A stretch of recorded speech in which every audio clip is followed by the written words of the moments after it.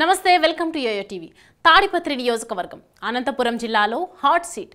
Faction రాజకీయాలు పెట్టింది పేరు తాడిపత్రి. ఇక్కడ పొలిటికల్ గొడవలు నివురు కప్పిన నిప్పులా ఉంటాయి. ఎప్పుడు ఎక్కడ వివాదాలు మొదలవుతాయో తెలియదు. అవి ఎటు దారి తీస్తాయో కూడా తెలియని పరిస్థితి ఉంటుంది. ఇక్కడ దశాబ్దాల తరబడి కేతిరెడ్డి జేసీ కుటుంబాల మధ్య ఫ్యాక్షన్ కక్షలు ఓ రేంజ్లో ఉంటూ వస్తున్నాయి. అది కాస్త పొలిటికల్ యుద్ధాలకు దారితీస్తూ వస్తుంది.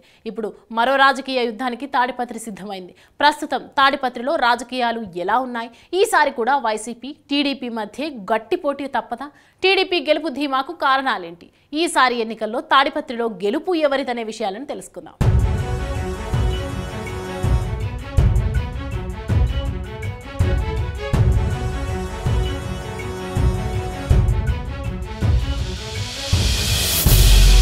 తాడిపత్రి నియోజకవర్గంలో సున్నపురాయి గనులు ఎక్కువగా ఉంటాయి. తాడిపత్రి ఫ్యాక్షన్ రాజకీయాలకు పెట్టింది పేరు. ఇక్కడ దశాబ్దాల తరబడి కేతిరెడ్డి జేసీ కుటుంబాల మధ్య ఫ్యాక్షన్ కక్షలు ఓ రేంజ్లో ఉంటూ వస్తున్నాయి. అది కాస్త పొలిటికల్ యుద్ధాలకు దారి తీస్తూ వస్తుంది. ఇప్పుడు మరో రాజకీయ యుద్ధానికి తాడిపత్రి సిద్ధమైంది. తాడిపత్రి నియోజకవర్గం జేసీ కుటుంబానికి తాడిపత్రి కంచుకోట కావడంతో ఎక్కువ సార్లు ఆ కుటుంబమే ఇక్కడ గెలుస్తూ వచ్చింది.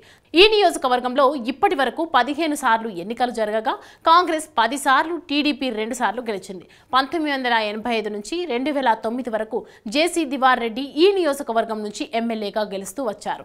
అంతకుముందు చల్లా సుబ్బారాయుడు ఇక్కడి నుంచి 4 సార్లు గెలిచారు.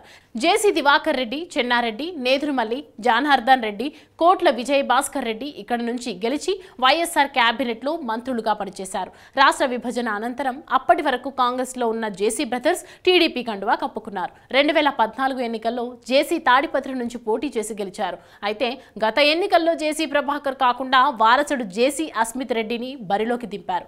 2019 అసెంబ్లీ ఎన్నికల్లో తాడిపత్రి వైసీపీ అభ్యర్థిగా కేతిరెడ్డి పెద్దారెడ్డి పోటీ చేశారు. మొత్తం 49% ఓట్లు రాబట్టి విజయం సాధించారు.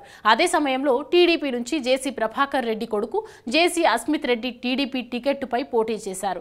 అయితే రాజకీయ అనుభవం అంతగా లేకపోవడంతో ఓడిపోయారు. కేవలం 45% ఓట్లు రాబట్టుకున్నారు. ఇతరులకు 6% ఓట్లు వచ్చాయి. అస్మిత్ రెడ్డిపై 7,511 ఓట్ల మెజారిటీతో కేతిరెడ్డి గెలిచారు. ఇలా తొలిసారి అసెంబ్లీలో అడుగు పెట్టారు కేతిరెడ్డి.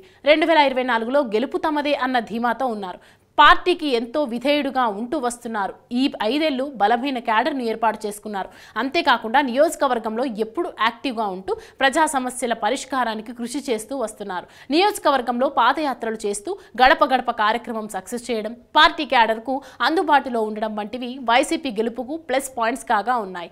డ్రైనేజీలు సరిగ్గా లేకపోవడంతో జనానికి అవస్థలు, పలు మండలాలను కలిపే రోడ్లు సరిగ్గా లేకపోవడం, పత్తి రైతులకు సమస్యలు, తక్కువ ధరలు, దళారుల రాజ్యం వంటి అంశాలు కేతిరెడ్డి గెలుపుకు అడ్డుపడుతున్నాయి. ఇక టీడీపీ విషయానికి వస్తే మరోసారి చంద్రబాబు జేసీ కుటుంబానికి టికెట్ ఇచ్చారు. అయితే ఈసారి కూడా యువ నాయకుడు జేసీ అస్మిత్ రెడ్డికే తాడిపత్రి టికెట్ ఇచ్చారు. మొదటి జాబితాలోనే పేరు రావడంతో క్యాడర్ సంబరాలు చేసింది. పొలిటికల్ సైన్స్ లో పట్టభద్రుడైన అస్మిత్ రెడ్డి ఖచ్చితంగా ఈసారి విజయం సాధిస్తాడని క్యాడర్ ఆశాభావం వ్యక్తం చేస్తోంది. అంతేకాకుండా ఇటీవల బస్సు యాత్ర పేరుతో 3 మండలాల్లోని ప్రతి గ్రామాన్ని మున్సిపల్ చైర్మన్ జేసీ ప్రభాకర్ రెడ్డితో అస్మిత్ రెడ్డి కలిసి పర్యటించారు. ఆ పర్యటనలో భాగంగా ప్రతి గ్రామంలో ఉన్న సమస్యలను తెలుసుకున్నారు.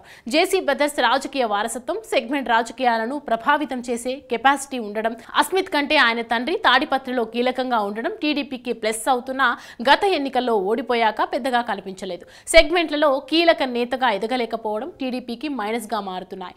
వీటిని కేతిరెడ్డి తమకు అనుకూలం మార్చుకునే పనిలో పడ్డారు. ఇవన్నీ చూస్తుంటే తాడిపత్రిలో ప్రముఖంగా టీడీపీ వైసీపీ మధ్య పోటీ ఉండేలా కనిపిస్తోంది. ఇక సర్వేల విషయానికి వస్తే 2024 వైసీపీ అభ్యర్థి 49% ఓట్లు రాబట్టే అవకాశాలుండగా టీడీపీ జనసేన ఉమ్మడి అభ్యర్థికి 46% ఓట్లు వచ్చే ఛాన్సెస్ కనిపిస్తున్నాయి. ఇక ఇతరులకు 5% ఓట్లు వచ్చే అవకాశం ఉందని సర్వేలు కూడా చెబుతున్నాయి. అయితే ఇవి రాజకీయాలు కాబట్టి ఎప్పుడు ఏం జరుగుతుందో చెప్పలేం. కాబట్టి ఎన్నికల వరకు తాడిపత్రి ఈక్వేషన్స్ మారే అవకాశం ఉంది. కాబట్టి 2024లో గెలుపు ఎవరిది అనేది తెలియాలంటే అప్పటి వరకు వేచి చూడాల్సిందే.